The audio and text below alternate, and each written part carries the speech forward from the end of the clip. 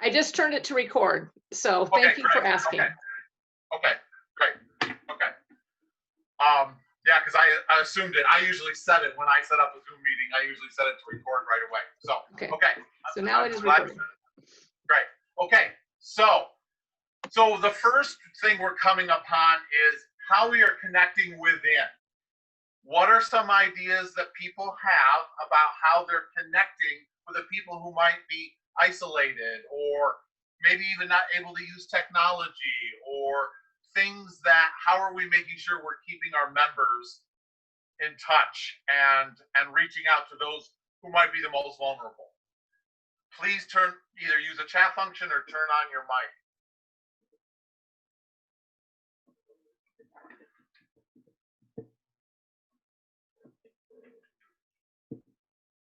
Anybody? I raised my hand. Did you see it? Oh, no, I didn't, but Tom might have. Okay. So we've been meeting for a while, and we have been in the process working on figuring out how to get in touch with folks that aren't able to do technology within family units. We've discovered that there's usually somebody who can, so maybe an adult child goes over and visits their parent and takes their phone with them so that they can watch Facebook Live worship service. And then we have others that are recording it so that they can play it at a different time. We've also been sending out cards and letters, lots of phone calls. So we've been working with different ways to reach out to people. We've done some drive-by stuff. We've had drive-in church. We're trying a different variety of things that folks can tap into. We do one of the services I do. It's also on the radio. So if you can come in and park close to the church, you can hear it on radio. Also realizing that there's going to be folks that are not feeling secure yet in coming inside the building, but they want to worship, and if they can park outside the building, they feel a little bit more connected. Thank you. We are having I had my lay caring team, my lay caring leader, who happens to be my lay leader as well, divide up the congregation into groups and try to organize them into calling circles, so that people are getting phone calls. And then we're in Cedar Rapids, so that group, one of their things that they did on a normal basis was they'd call the hospitals every day to see if anybody's in. We're still doing that. I do have a handful of people with no technology, and we're mailing the sermons out to them. But I have had some, like Michelle, some of the older members' children have helped them figure out how to get on Facebook to watch the live feed. And then we also put it on our website later, so they can people can watch it there later if they want. And yes, we can share the PowerPoint later with the notes. Absolutely. I'm going to be doing a summation of all the notes and everything as well to give to the district to send out as well. I see that Lynn Calvert has an idea of the church is offering to deliver a book of worship and hymnal to anyone who requests one. And that calling circle thing we've done at First United Methodist Church as well in Iowa City. This is Kitty from the DeWitt Methodist Church. We have a shepherd's list, which is kind of a calling circle. So every person who belongs to the church has a shepherd who cares for them. So we have small groups, 3 or 4 people that one person is in touch with. Plus we use that same list for a call tree when we need to send prayer requests and things out. And then we're also, Pastor Tom's doing videoing a daily devotion, and we're taking the transcript from that and the next 2 bulletins every 2 weeks, getting that out to everybody that doesn't have technology, because we have a very large population that doesn't have technology. And then if you use Zoom, then they can call in and listen. They can't see anything, but they can call on their landline and listen to the sermon. And we have several people that do that. So hand delivered, right?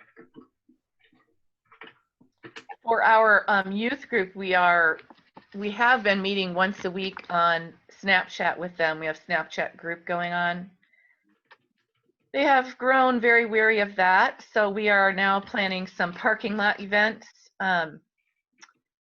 Bible school in the parking lot. Well, it's going to be a parking lot worship service, and then they can pick up their VBS packet to take home with them. So they'll have their snacks, they'll have their, well, they won't have snacks, but they'll have their craft and those kinds of things in their packet, and then we'll put in the Facebook page so they can watch the videos the next 2 nights.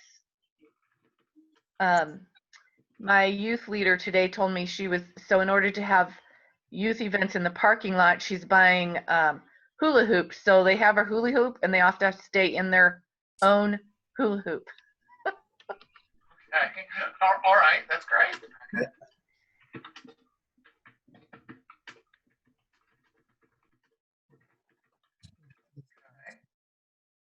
I've been on staff at White Rock United Methodist Church in Dallas for my internship to finish this last year of seminary.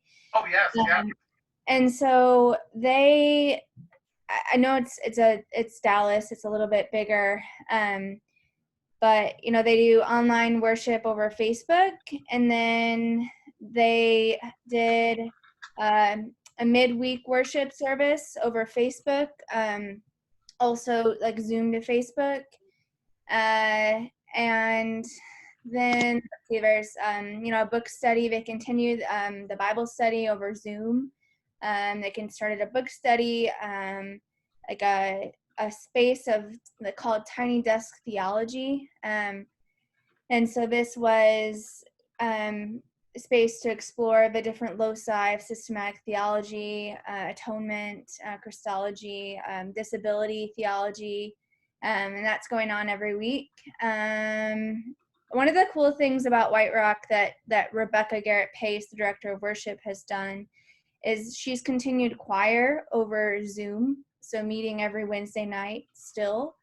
Doing a check-in, how's it with your soul, any joys or concerns, we sing.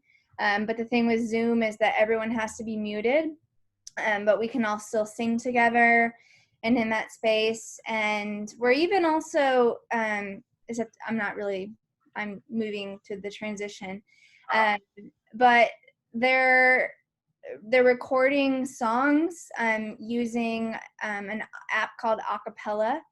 And the folk band is using that too, and then they're recording those things and then putting them up onto their online worship.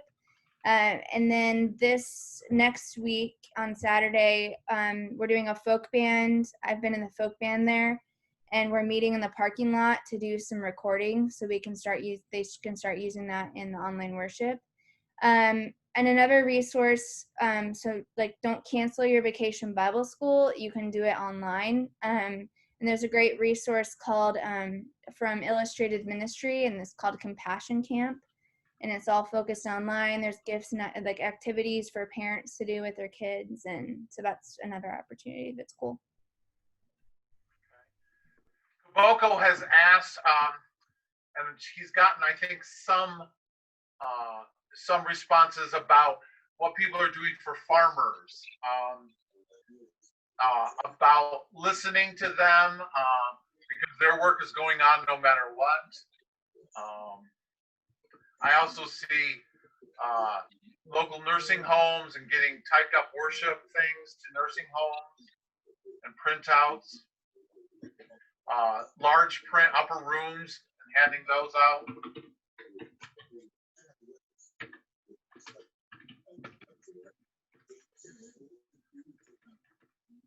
Bobby asks, are there other online reading materials? Have people dealt with that at all?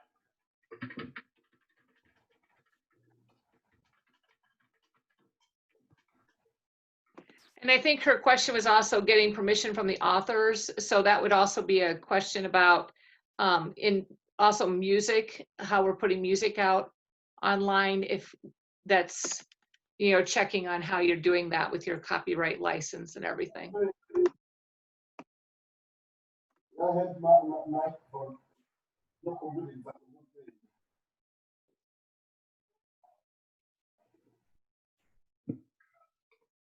I had put in chat that I know Pastor Ryan Russell at Walnut Hills is doing, I think it's pretty much daily. He's reading a children's book and he's got his dogs there with him. And I think that's what the question about the copyright might be about, but it's just different children's books. So if you have any questions about that, you might just want to contact Ryan at Walnut Hills, because I don't know. I know singing wise, I know putting things out, because I know when I went down to Lovely Lane to record some music, it had to be hymns that were published before 1925. Otherwise, you were doing copyright infringement. So those are things you probably need to check on. And just so you know, CCLI, if you do have a CCLI license, you can purchase an additional license for Facebook Live or broadcast, as long as you're not using someone else's pre-recorded music, that you're using your own. You can, and it's not that expensive, the additional license. Thank you.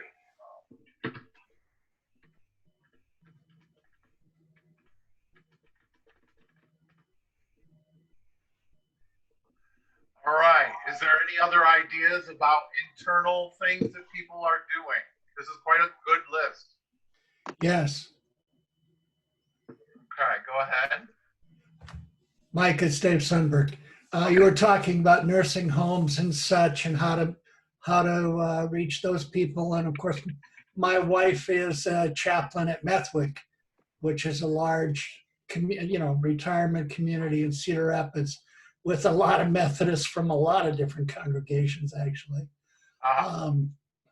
And we've been producing daily devotionals, videos and we're putting out 4, Monday, Tuesday, Wednesday, 5 devotionals, and then a Sunday worship service, or a worship sermon or worship message that they show on the internal television station within the campus.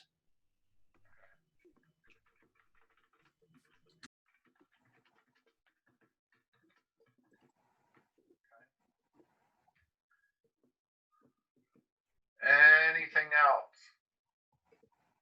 This is fantastic. Thank you. About the farmers, the majority of the farmers that I serve are coming in for worship. Okay. All right.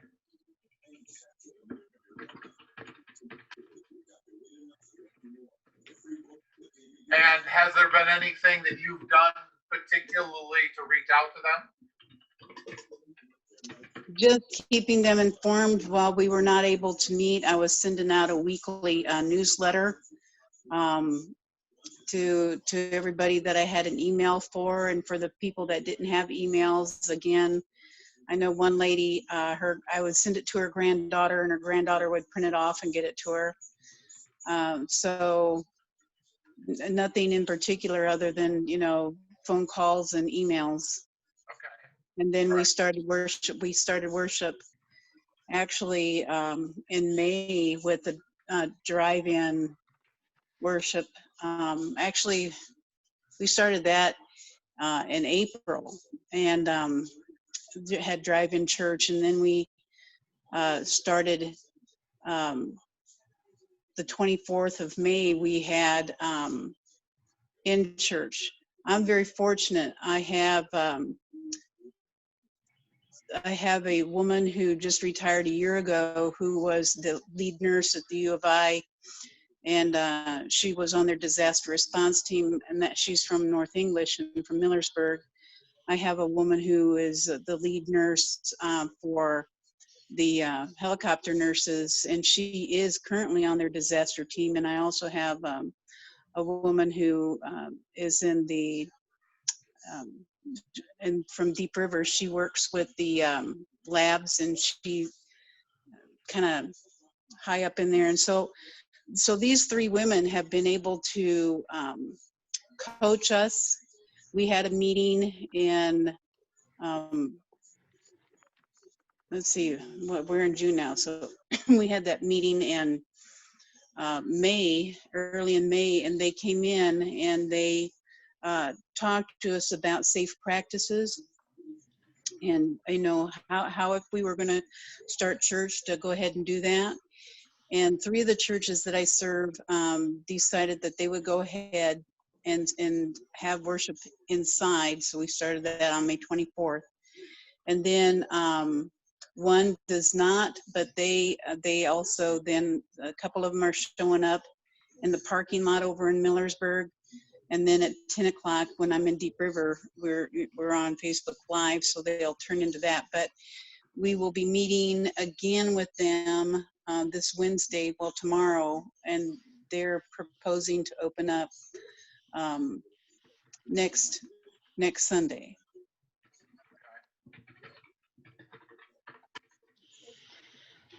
We have also increased our communication. We call a midweek news go out with a email blast to everybody, and we immediately, when all this started doing that twice a week instead of once a week. So we do it on Wednesday and Friday because there's just a lot of information flowing out of the church, and people seem to appreciate getting any new updates by Friday before the weekend. Okay.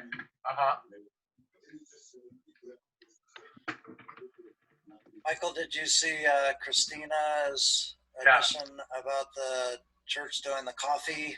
Yeah, I just put it in. Coffee time to be Okay. silent. Sorry, I missed it. That's all right. Okay. I know a few people have been doing drive-through worship. We did our first drive-through worship here in Anamosa last weekend, and we stole some ideas from Jen Zoller and Olin Oxford Junction.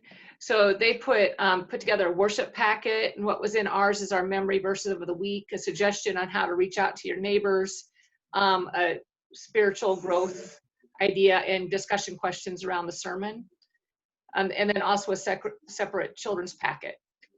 And then the other thing that we just, we have a band shell in Anamosa, and I know it's in the city parks, but we've got a relationship with the people involved in the city and asked about using the band shell for future worships. And she said, we just want to have something positive because we don't know if we can open the pool. So we think that's wonderful.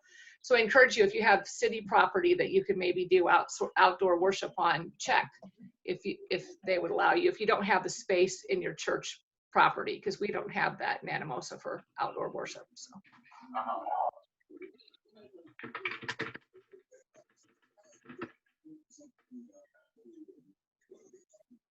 And so the series for watching a movie and stuff, is that done outdoors, or is it something that people will watch and then talk about later online? How is that working, Christina? So I also did my internship with Missional Wisdom Foundation. It's a nonprofit, that explores alternative forms of Christian community. My husband works for them. Okay. And so I know my housemate, Justin Hancock, set this up with someone else who worked in the foundation. And so somehow, it's called Netflix Party. And you set this up and people have a link and you essentially all watch the movie from your own house at the same time. And there's space for chatting in the movie about something that strikes your interest. And then I'm not sure if it's on Netflix Party where you can have discussion, or if it's, you watch the movie together and then you have another link to meet on Zoom.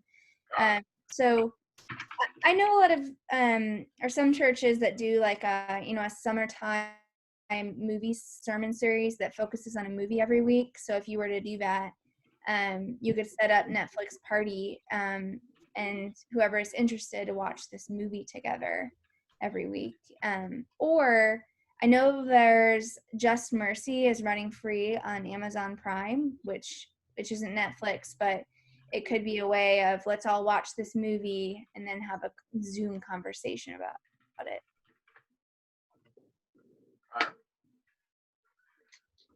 Trying to catch everything that I see in chat as well. So I'm adding that. Okay. We're starting to head into some community outside ideas as well. Because this brainstorm right here was mainly within, and most of it is about how we're connecting with our own members and how we're connecting within. And I even see some leading towards mission work. So the next one is ideas outside.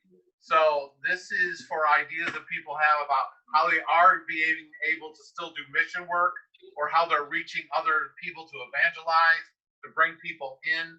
How are people doing things to reach the outside world, not just their internal members? So let's start a conversation about outside. And I can add to either list if we come up with other things too. So as you can see, I type pretty fast. So let's start that discussion about outside. How are churches doing that right now? We, in Barnes City, they have continued their relationship with the local food pantry. So they continue to go and pick up the food boxes and distribute them in Barnes City. Okay. I see Kaboko said, how are you supporting nurses in your community? That's a great question. Does anybody have anything on that? You can still talk about other things too, but if you have that, care packages for healthcare workers, right? Right. Okay.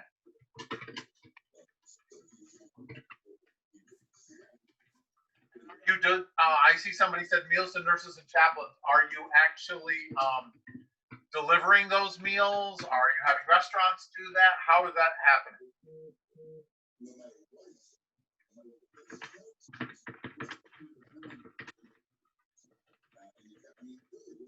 I think that was Christina who put out that meals to nurses and chaplains. I put in the Mike, okay. Yeah, they hired a company. Okay. We run a summer lunchbox program here for kids that need food, and we pack 300 bags at a time of groceries. They can get a bag each week, and we do that in collaboration with St. Joseph's Catholic Church, Grace Lutheran Church, and the First Congregational Lutheran Church, or First Congregational Church. And so we had them come in teams of 5 or 6 people to help us pack bags, where we used to have a big community thing where everybody would come in. So we've had to kind of adjust, but we are reaching out and trying to help feed those in need. And which church do you actually do the packing? At yours or at the Catholic? Yeah, at the DeWitt Methodist Church. Okay. So something that just started yesterday, and they're doing it through First United in Iowa City, and I just happened to be on the email list, so I volunteered. 4 days a week, they're going to Howard Mann School, picking up 55 sack lunches that are prepared by the school and taking them to a trailer park to be delivered to the students that live there. And they're picked up. The principal meets them at the trailer park and distributes. And I know Nancy Conley Hayworth's comment, she did it yesterday just to get the feel of it. And then she's put the whole list together that all of us have volunteered. But the principal was so thankful for First United Methodist for stepping to the plate and doing this. So it's known that we are out there in the community.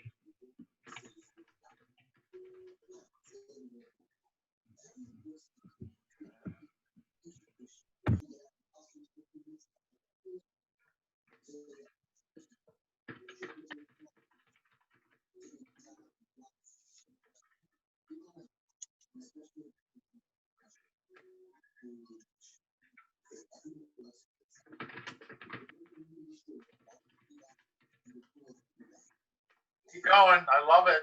This is great. Good morning, or I should say good evening. This is Tom Berryman. I'm the pastor at Island United Methodist Church in Muscatine. So I'm in the Southeast District, but I've enjoyed what I've heard. What our food pantry is doing, it's located at the church, is when the third Tuesday comes around, they have 3.5 hours to come by and pick up their food. They need to stay in their automobile. One automobile at a time is checked. And all the paperwork is taken care of, and then the food is brought out for them, placed on a table in front of them, an empty table. And they drive up and they pack their own food that they've been given. So that's how we've been doing it. It seems to be working well. Great, thank you.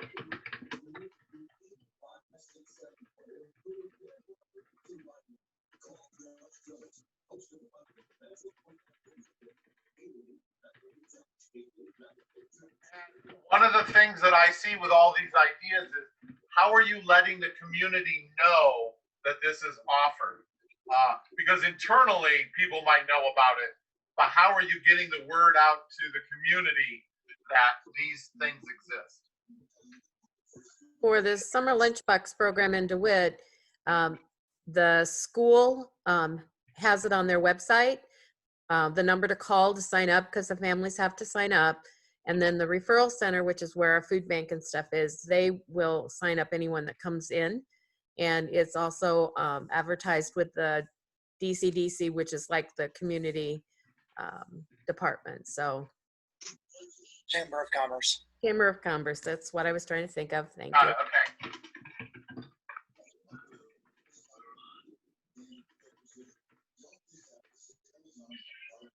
Okay.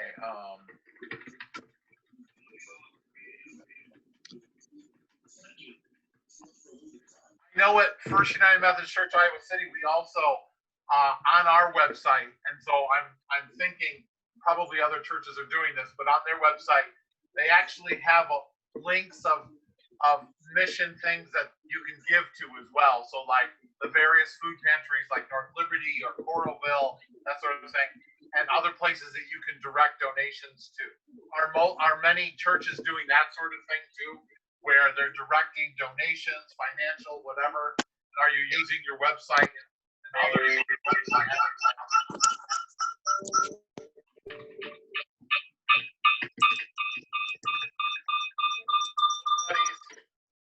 Somebody needs to mute their mic. Okay.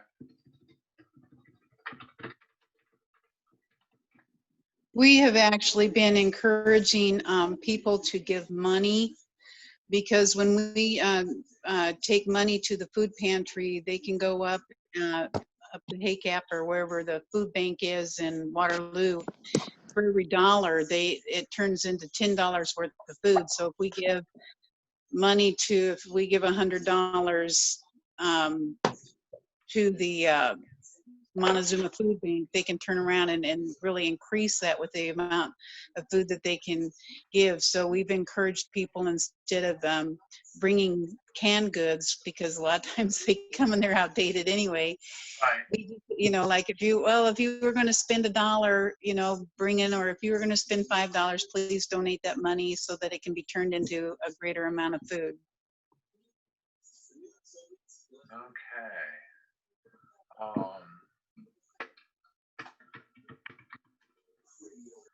Oh, so I also see a prayer every morning on a local radio station.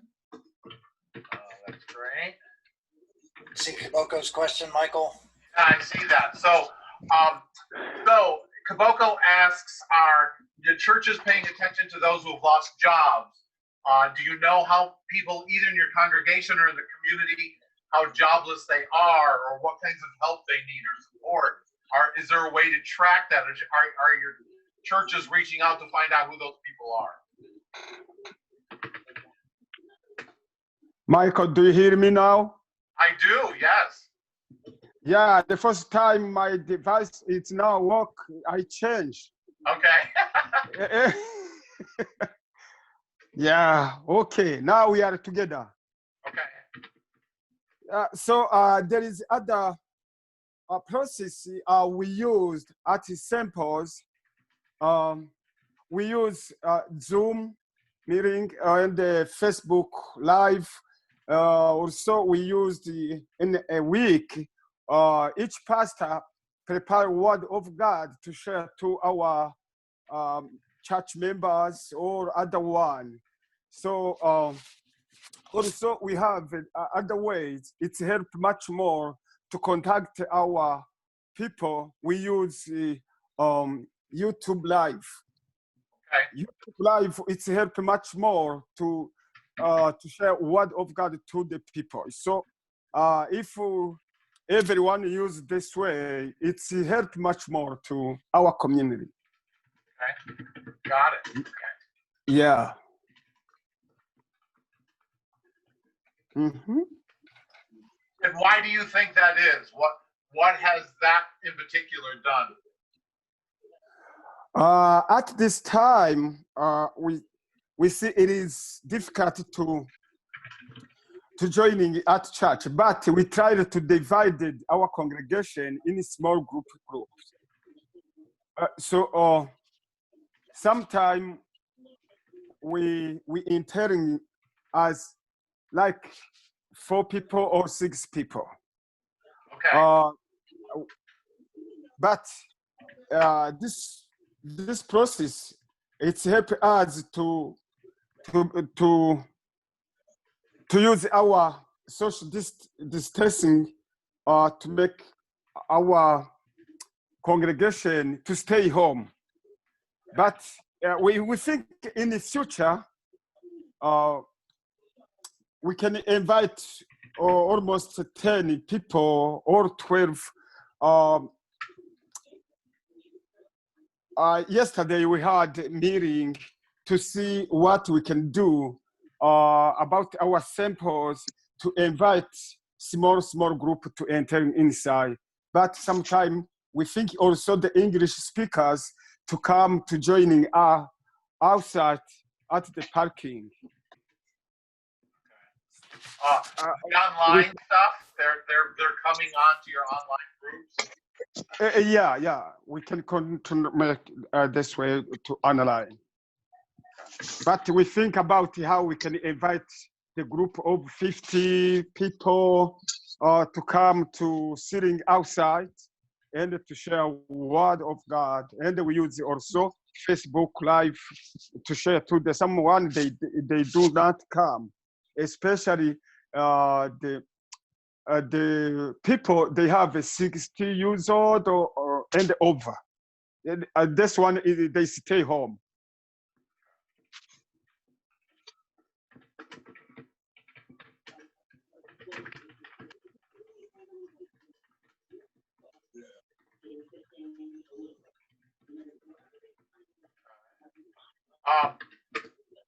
Lynn put in doing an exercise group in the driveway for the neighborhood. That's great. We've had at First United Methodist Church, people have actually done music lessons or music, just practicing even for the online worship on Sunday. During the week, they will actually play in their driveways and things. And so there are lots of little things that you can get these smaller groups to do that you can then share in your neighborhood, and people might go, "What's going on?" Right? So that's great. Thank you, Lynn, for bringing that up. Yeah, in prepare the song, our group of singers, they use Facebook or WhatsApp. They sent the voices, and they prepare. After that Sunday, we join at church. Also, we practice in a 30 minutes. After that, 12:30, especially in the African congregation, we begin our worship service at 12:30. But at 12, we join together to prepare in the 30 minutes before our Facebook Live. Yeah.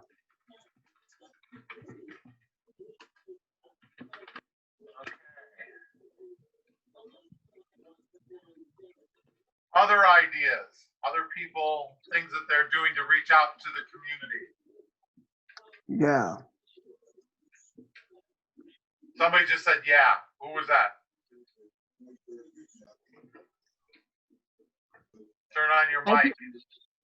I did not say yeah, but one of the things that we've discovered is that being on Facebook Live has been a real mission tool, because what I've discovered is that people who even though they've been a part of the church since I've been there, and it's been 10 years now, have never come to a worship service, are tuning in and watching on Facebook Live. And then one of the things I've noticed too is that people, they will have watch parties, I guess is what they're called. All this stuff is new to me. I'm learning it.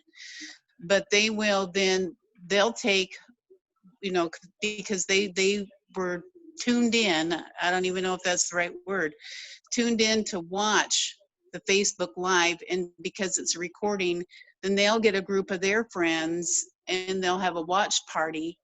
And so we're reaching people all across the United States. Last week I had somebody from Wisconsin who's a friend of somebody's, and then had some people in Mississippi that were watching it. And so the Facebook Live has really turned out to be quite a tool for us that I wasn't expecting.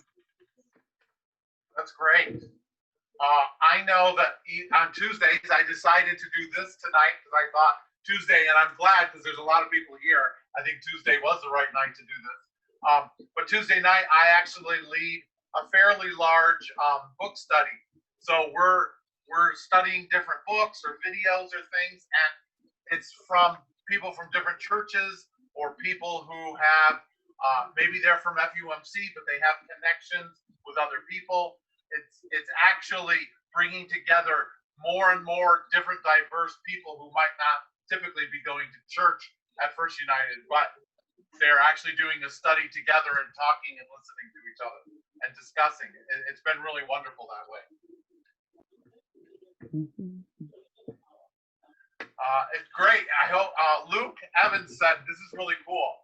Even people who haven't been to any church for years have tuned in and are amazed that church isn't what they thought it was. Then they tell their friends. It is helping us overcome a negative image that I think people have about church. Amen. That's a wonderful thing. Yes.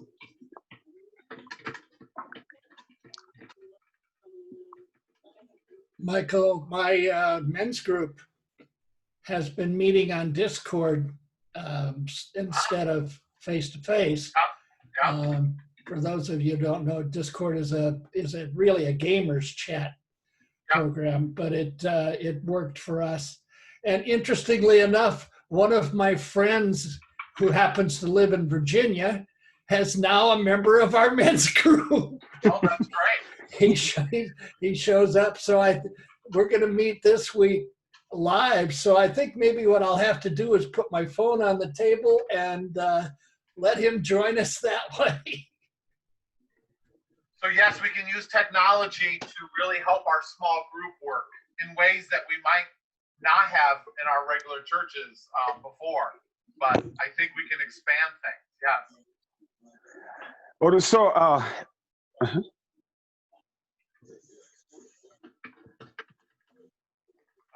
think Daniel, you went away. Yes. Okay. Do we have an other process we use at St. Paul's? Do we have 2 days a week? Do our musician, they are entering in the church to playing the piano to make our people to be comfortable at their homes, because you know now it's boring to someone they don't have the other one they live in with. So we send our musician to go to play a piano to make them to be comfortable. So this one, it helps much more in the community. So are they playing for people to pick up online, or are they actually going out to the places where they will play? Exactly. Yeah.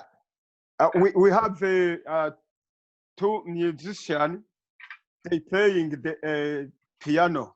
So they have a time to go to church, to playing the piano and to singing in 2 days a week.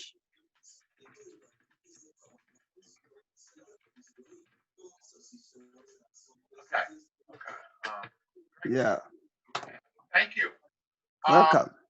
So I think that this is a great segue into, because Lynn brought up that St. Mark's is doing a class on anti-racism advocacy. So of course, COVID, the original idea for this tonight was to brainstorm about what we do with COVID, but I think it's fine for us to start discussing things which is very community and outside our churches, but also inside. Yeah. How we can deal with anti-racism and advocacy and the issues that we're facing right now. So if people want to talk about how they've addressed some of those issues at this time, that would be great. Yeah. Anybody else other than Lynn and St. Mark's?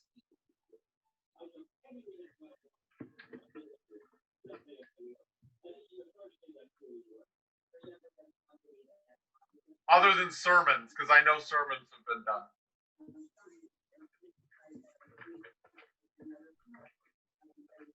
Our church is doing protests. Are churches joining or making a stand or making statements? Is anybody doing any of that kind of thing?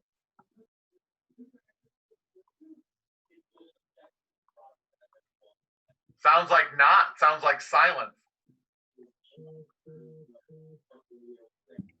Michael, this is Lynn. Our pastor has participated in the protests in Iowa City, but she also has taken a bus to Des Moines to participate there. This is a big deal in our country right now. I hope people start to think about what we can do for our Black and brown and tan brothers and sisters, because that's what we should be doing.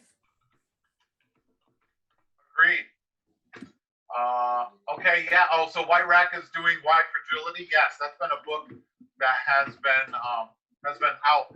I have from several friends around the country, because we actually used to live in Minneapolis, and we have a lot of friends who live in Minneapolis right now, very near Lake Street. Like all of our friends and where we used to live are basically within 3 to 4 blocks of where most of the fires happen. And so we've actually even joined, a friend of ours on the East Coast has actually started a book club where we're going to actually on Facebook do a different book every month based on these issues. But I've also been getting a lot of reports, and I have a list of resources of lots of different books and things that you can do. If anybody would like me to share that resource, I know I sent it to Kaboko. But there are lots of things that we can do. So even though I'm hearing silence, I think there is a lot of things that we can do that can be addressed with these issues.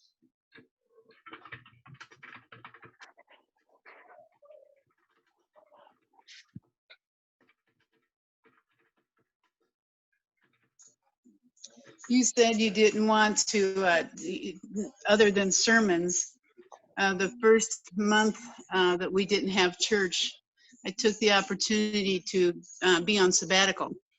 Oh, okay. And my sabbatical was, my research was Native American legends, compare and contrast to the scriptures. And so when we first came back and we were doing parking lot church, I preached on those. And so it was really quite an excellent segue into what has happened, because we were talking about, we were talking about different perspectives for the same lessons. And one of the things that I discovered was that the legends, the Native American legends, are more like the African American legends. And so it was not only telling an Indian story, but a lot of times it was also telling an African story. And and then, you know, helping them to see where does this, how does the scripture fit into this? Where do we find our story in this same line? And so we had already kind of started that. When we first went back, that was Easter morning. And we just celebrated Easter that day. But then on the 31st, we kind of were moving into you know, the sermon just kind of normally led right into what are we called to do? Where are we really called to be? And, you know, so that when we have our administrative council meetings this week, okay, we were going to pray about this, and we weren't just going to pray about it, we were going to listen. So now where do we go to be proactive? Okay.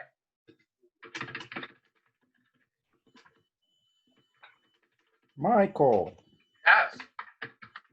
this is Kiboko. Yep. And I would like to take this moment to welcome Christina.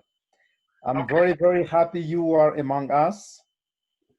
Be blessed. This is a great land, great people, and I'm glad you're coming to Cedar Rapids, where you're going to find great people. And so, having said this, this is a time when the church needs to engage in good and healthy conversation with the people who do not look like you, Mike. Most of our churches in Iowa are very, very white. However, they are located in places where they are Black people or other ethnic minorities. And those churches do not reflect what their community is all about. It is time to bring those individuals to the table and listen to them instead of having an agenda to fix their problem, because we are not fixers. Until we are able to touch and feel their pain and touch their wounds, we won't understand. Changing stuff in the law will not take us anywhere. But if we change our hearts, and this transformation takes place when we sit around the table, when we hear the stories. And so my dream, Mike, and I'm picking on you, Mike, because you are my right hand. And so is that to facilitate conversations. Don't be afraid to bring Lutherans, Muslims around the table because they belong to our community. Let's not look at this only from the perspective of United Methodists, because we are not the only Iowans. But let us even bring those people who do not come to our churches around the table and learn from them. And just imagine having not only those people around the table, but engaging them in conversation with the police. Just something for you to think about. Absolutely. Thank you. There's also, we didn't really get any great answers, or I don't know if people, because they didn't actually have anything to add, but when Kiboko did talk about the jobless people or people who are struggling financially, there were a couple things, but how are you paying attention in our churches, either and in our communities as a church? How are we making sure we're reaching out to the jobless? Or are you doing things that might help them find other jobs? Are there financial things that are going on? Our food pantry seems to be a lot of things, and feeding people seems to be a lot of that. But are there other things that we've missed or have not talked about?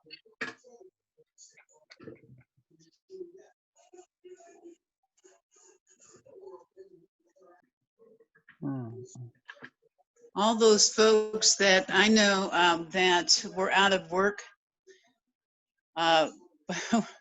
they were getting their unemployment and they were also getting that bonus, $600 a week. So the folks that I'm aware of, well, there were only a very few people in the 4 congregations that I serve that were out of work. And the ones that were, they were okay. They were fine. They had no difficulty whatsoever paying their bills. They did not get behind. They did not take advantage of the not having to pay their rent, because we were ready to assist if there were issues with that. But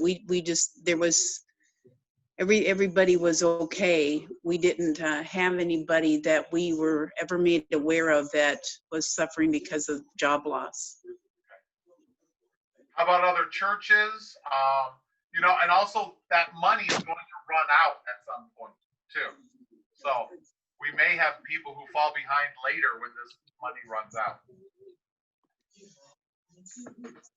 We've always had. Go ahead, Melody. So we've always had a connection in the Ministerial Association in Anamosa with HACAP. So each church contributes to the Ministerial Association. The Ministerial Association has a fund at HACAP for people who have a need. So then they run through HACAP for that. And also I'm participating in the Jones County Community Response Team. So although we don't have jobless people in our congregation, and we're not necessarily that connected with a lot of people that are jobless in the community, we can find out how to help through the community response team. And then we have, the people I have been in contact with that have been jobless. Some of them already had the unemployment, but then someone else that didn't have it. So, we have congregation members that'll step up with things that you can't get help with through the Ministerial Association fund. So and then our monthly food program, we have a monthly meal, went to weekly. And then we also have a closed closet that never closed down. We just kept that open this whole time. Okay. Let's see, what else? Supporting, yes. Supporting small local businesses, yep. And with takeout food, like restaurants, ordering gifts, things like that, especially in small towns. And U of Iowa, yeah, which I work for, decided to do a mix of online and in-person classes. There probably will be other schools that will be doing some sort of thing like that too. The University of Iowa right now, we're going through a lot of ways of how we're going to safely bring everybody back to campus in the fall. It affects me a lot because I'm having to do, I might have to do classrooms of no more than 10 people. And that will be a nightmare scheduling classrooms and things to make that happen. But we are doing what we can to bring people back safely. Kaboko asked, do you know whether the graduates within your communities who do not go to your churches will be able to go to college? Has anything come up about that, about what the young people or youth or people 18 to 30, what they're going to do during this time? Has that come up at all in your churches?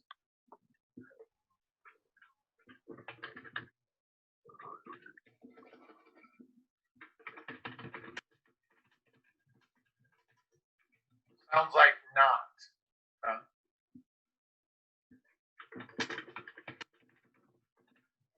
Okay. All right. Is there anything between all graduates I know of who are accepted to college or planning to attend in some way in the fall? Okay, great. Thank you, Tom. So, is there anything that I need to add to within or outside that people have not brought up, or how about any questions that people have? Do some things that we talked about need clarification? Do you need more information about some of the things we talked about?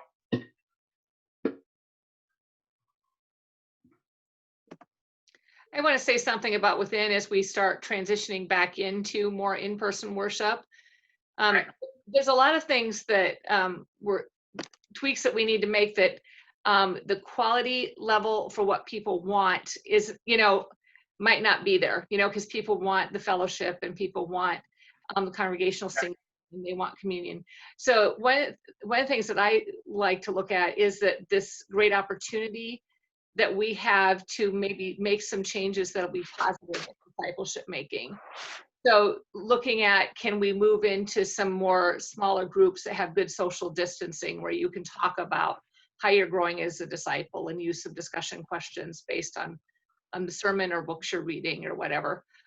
This is, I've thought about, it's a bad way to look at it, but capitalizing on this time to make some really positive changes. As we've seen, going online has been helpful to churches, but then also is there some other things as we transition back into in-person worship, does it have to be the same thing?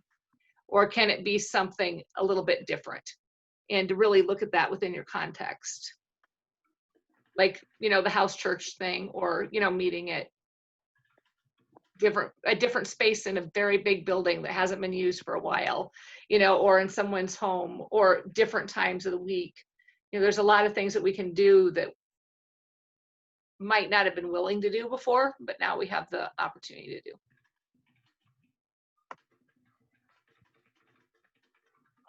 Question I have is, and this is probably not something that people are always comfortable talking about, but how are people doing financially in their churches? How are the church budgets? Are you feeling strained? Are you seeing a lot less resources? Or if you are, how are you handling those less resources? What are the things that you're kind of doing to help? And this is kind of a within kind of conversation. Is there anybody who's willing to talk to that, or is everything just hunky-dory and everybody's fine? We address that right away with letting people know that the light bills still had to be paid. The church still had bills to pay. So we listed in our newsletter each church's financial secretary, so they could mail in their offerings to them. And so we were able to maintain. Everybody was, sometimes you just don't think about it, but we were able to maintain. And then when we got back to, because we don't take an offering even yet, now, even though that we're back into the church, we don't take up an offering because we're not passing plates. We do set up a plate in the back and people can drop something into it, but we haven't struggled financially in any of the 4 churches that I'm serving right now. Okay. That's good news. Michael? Yep. Yeah, for financial of the church, sometimes we have a secretary. She stayed at church. Sometimes she come 3 days a week. Sometimes they send the envelope to our church members to send some offerings, tithes to the church. We don't have a congregation now. They join at church, but there's someone they want to send money to our church. We send them to the address, the envelope. After that, they send back to church. Sometimes we received some money from our church members each week. Okay, good. Yeah. So I want to tell our friends to do the same, because it helps our church to continue to grow. But if we don't do the same, some churches do not have any money to use. But our church is continuing to receiving some money from our church members. Yeah. Michael Steve Padinsky here. Sure. Good evening. You asked the question about finances. First of all, we applied for and were awarded a PPP grant that has helped out for a couple of months. The most recent analysis that we did, we're 20% down from what we were last year. Even though we are making an appeal in our Sunday morning worship for giving. We know that a lot of people in our town have been laid off. The farmers are having a difficult time. I know some of our farmers raise hogs, and there was when the plants closed, there was a real concern in the town about the local hog farmers getting their critters sold. So we're doing the best we can. We do a video. We don't do Facebook Live, and so we post it on our website. And each week we talk about the ways that are available in the church to give. And we are just reminding them every week, right when it would be the offering during worship. So it's constantly out there. Got it. Okay. Pastors, could you please address Michael's question? It's very crucial. I really want to know how you're doing financially.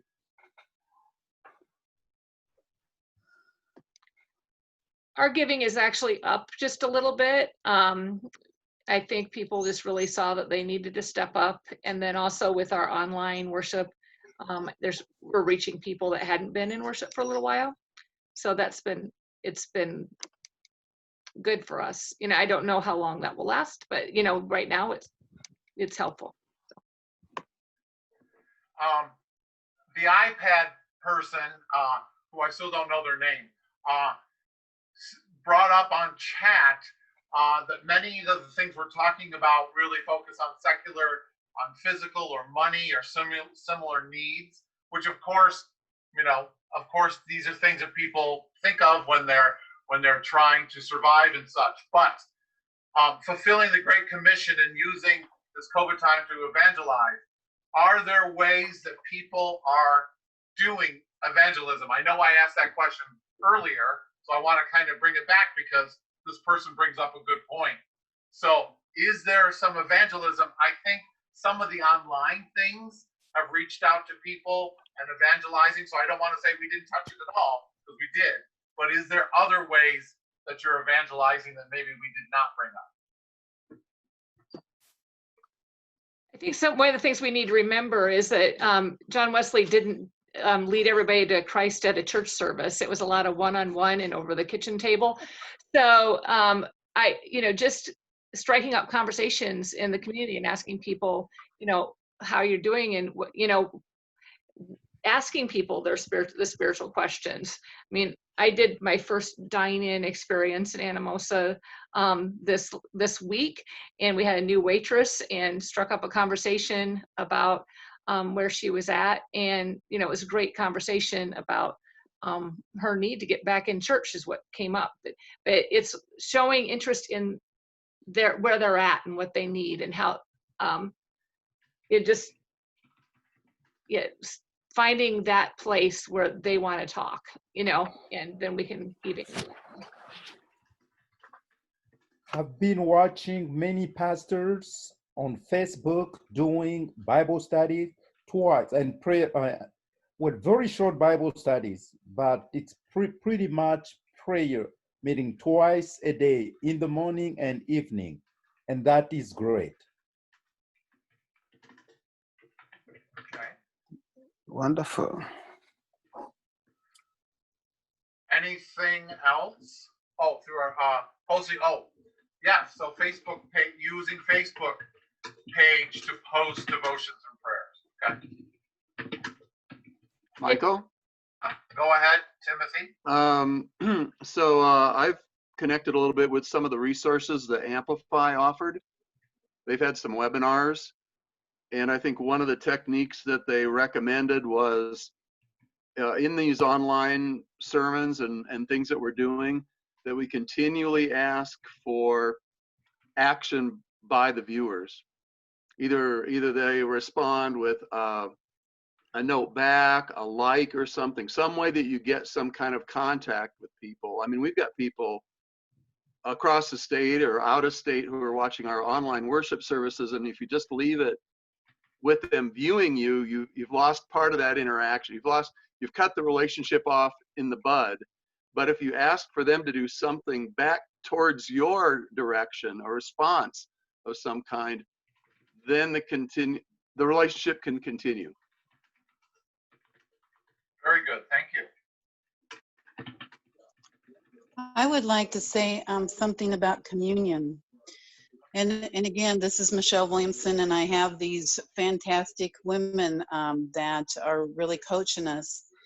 And we have been doing communion. Those that are serving, we wear masks, and I wear a mask and a shield, and we wear gloves. And when the people come forward, they hold out their hands, and we drop the bread into their hands, so there's no touching.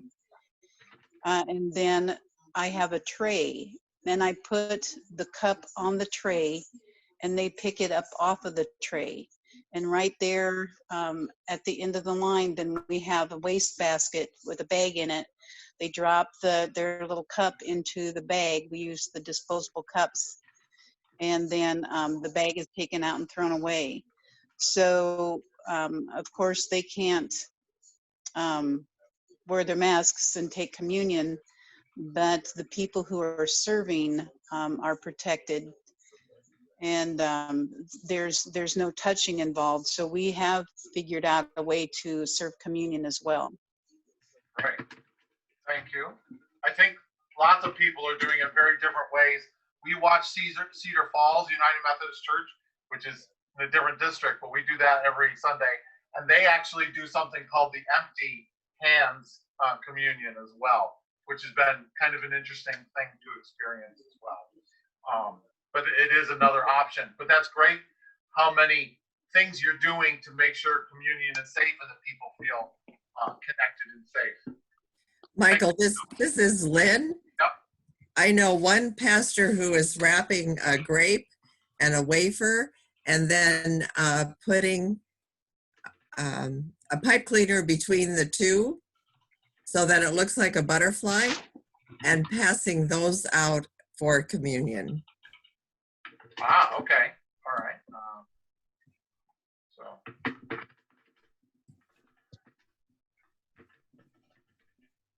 Thank you.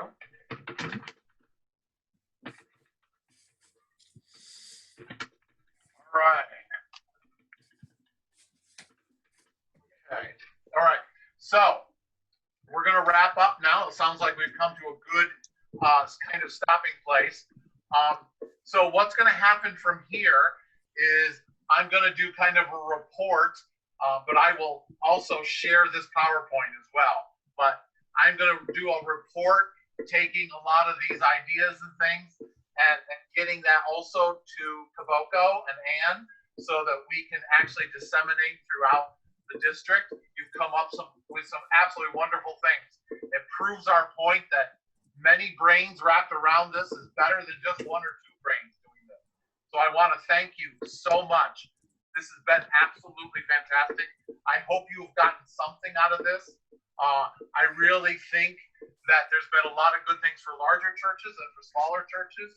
Covered a lot of topics. I hope that you have gotten something out of this. And that you'll use some of these strategies in your local churches. We'll try to get this out pretty fast. And what we'll also do, if you have anything to add, like, you know, you didn't get to add it tonight, or you're like, oh, over the next couple of days, you're like, oh, I just had a brainstorm. That's fine. Go ahead and email me. I put my email on this slide. You can go ahead and email me, and I will add it to the ideas, okay, and the strategies.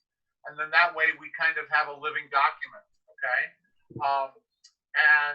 Yes, Dave, you echo what I thought as well. So wonderful ideas that we hadn't even considered. This is really great. This is the sort of thing that I'm hoping we can do more and more of. The technology does lend itself for us to be meeting like this and not having to drive someplace or do things. But we can do this and share ideas in the district and really get some things done. I really love being proactive like this.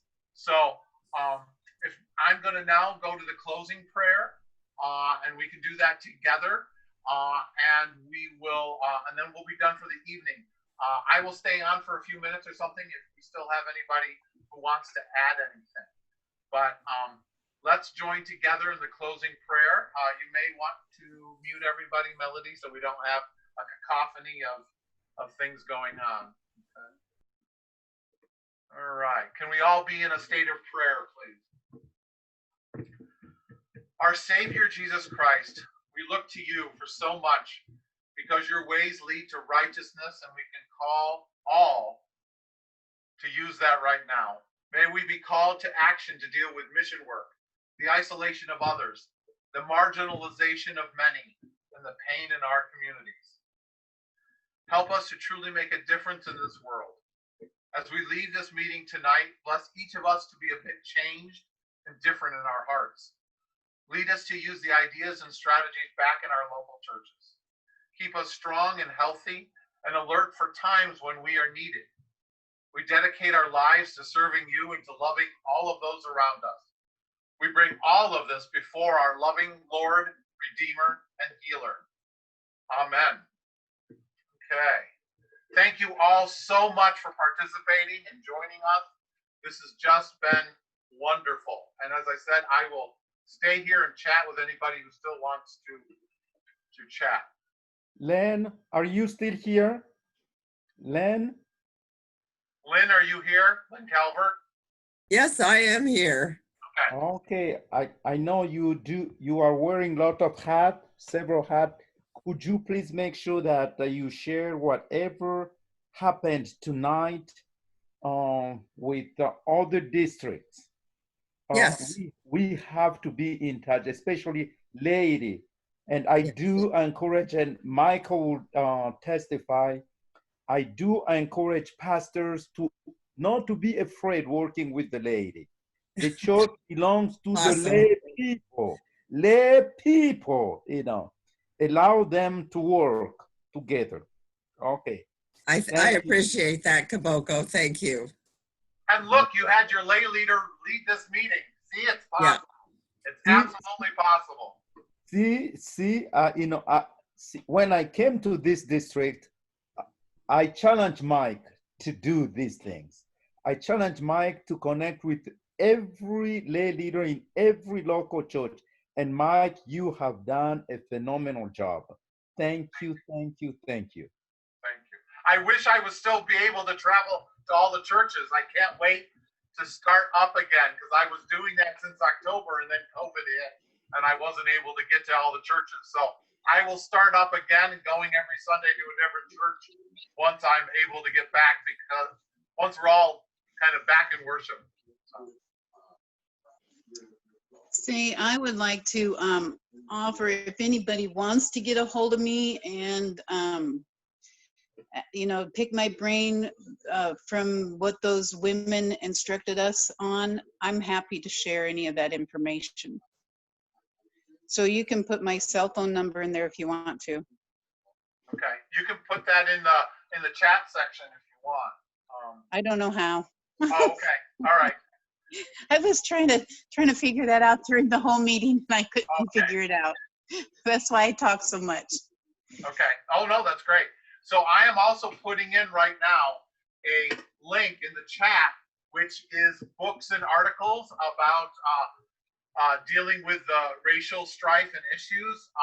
So that's one I got from some of my friends. It's a very long list, but it is a Google document that you can click on, and it has a lot of resources on it. So hopefully, and a lot of the books that we already talked about as ideas. So go ahead, you can copy that link or click on that link, and it will help you with some resources. Okay. But I'll also happily email out some of the other things that I have if you want as well. Any other questions? Just a quick comment, Michael, that one of the conversations we've had at our parish development meetings is that we would like to visit with pastors and laity at different congregations in the district. So let us know, and maybe we can just come and have a listening session with you as well, for so we can see how we can be a resource to one another. And thank you so much for putting all this together.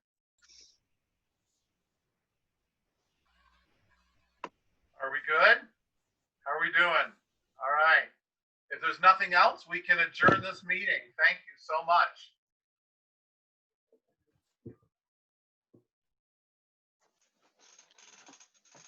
Melody and Tom, please stay.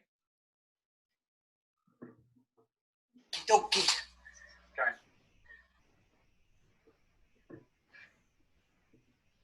My dogs are getting antsy because the rain has been going on all day and they're really wanting me to take them outside, so we can't see. I'm sure.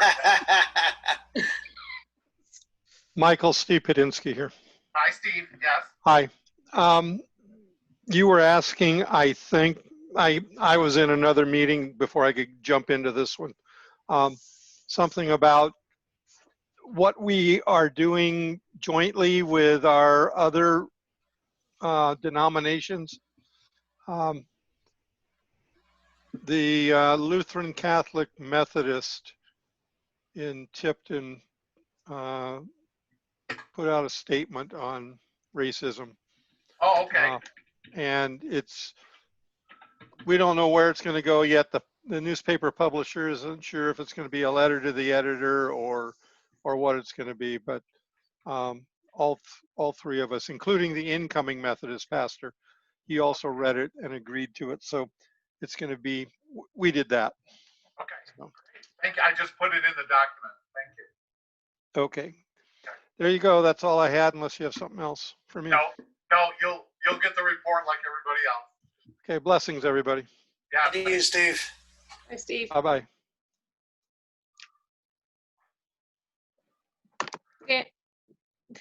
Daniel, do you have something to add? Oh, your mic's not on, Daniel. Trying to unmute you, Mike, Daniel.